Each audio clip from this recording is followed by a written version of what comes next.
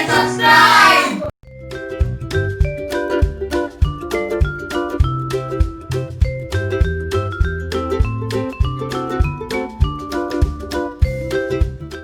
Some boiled corn. This is the water that was used to boil the corn.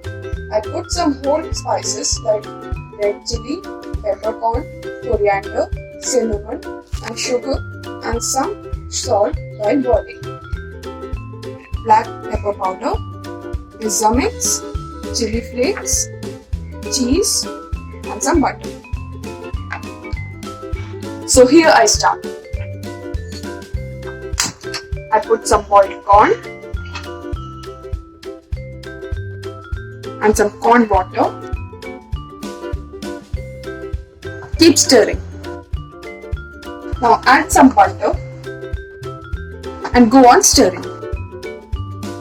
Now add some pepper powder. Pepper adds a good flavor. Now add some pizza mix and some chili flakes. Keep stirring until the water evaporates. The corn is done now and I am now switching off the gas. Now I am transferring this corn into the bowl. Now I am going to serve this by grating some cheese on it. Now my Italian corn chaat is ready to serve.